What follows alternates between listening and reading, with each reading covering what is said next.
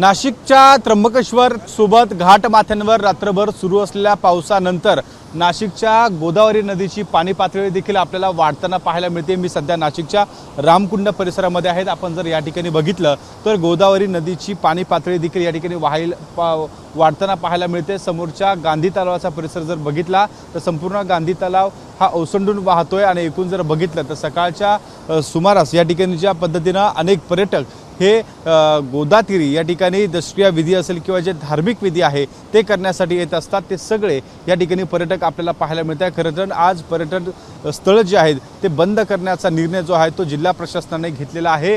कोणीही त्या ठिकाणी आपला जीव धोक्यात घालू नये असे आवाहन जे आहे ते वारंवार प्रशासनाच्या माध्यमातून केलं जात आहे। तरी देखील अशा पद्धतीने आपण जर बघितलं तर हे भाविक त्या ठिकाणी गोदावरी नदीच्या काठावर जाऊन या ठिकाणी पूजाविधी करताना पाहायला मिळत आहे। खरं तर प्रशासन देखील या ठिकाणी आपल्याला एकूणच सकाळपासून पाहायला मिळत होतं, मात्र या ठिकाणी पोलिसांनी आणि सोबत नाशिक महानगरपालिकेने वारंवार आवाहन करून देखील या ठिकाणी जे पर्यटक आहे ते आपला जीव धोक्यात घालताना पाहायला मिळतात। आणि दुसऱ्या बाजूला आपण जर मागच्या बाजूला बघितलं तर अशा पद्धतीने या ठिकाणी गोदावरी नदीचा जी पाणी पातळी आहे ती वाढताना पाहायला मिळते। रामकुंड परिसरातल्या या दुतोंड्या मारुतीच्या पायाच्या अगदी जवळपर्यंत हे या ठिकाणी पाणी पोहोचलेलं आहे।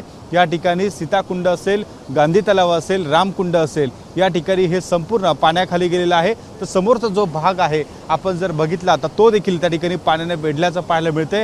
येणारा जाणारा जो मार्ग आहे त्यावरून देखील पाणी वाहताना पाहायला मिळते। त्यामुळे दुसऱ्या नदीच्या एका काठावरून दुसऱ्या काठावर जाण्याचा जो मार्ग आहे तो देखील त्या ठिकाणी पाण्याखाली गेल्याचं आपल्याला एकूणच पाहायला मिळते। त्यामुळे प्रशासन वारंवार आवाहन करत आहे त्या ठिकाणी नागरिकांनी देखील आपला जो जीव त्या ठिकाणी धोक्यात घालू नये, त्यामुळे कोणतीही त्या ठिकाणी आपत्ती घडू नये यासाठी देखील प्रशासनाला सहकार्य करण्याची जी भावना आहे ती खरं तर नागरिकांनी ठेवली पाहिजे। आणि एकूणच सहकार्य करत असताना प्रशासनासोबत देखील त्या ठिकाणी उभं राहिलं पाहिजे अशी सध्याची परिस्थिती पाहायला मिळते। एकूणच नाशिकमध्ये पावसाचा जोर हा वाढताना पाहायला मिळतोय आणि अशा परिस्थितीमध्ये प्रशासन देखील आपल्याला त्या ठिकाणी काम करताना दिसून येते आणि नागरिक देखील आणि पर्यटक देखील या ठिकाणी आपल्याला जीव धोक्यात घालताना पाहायला मिळत आहे।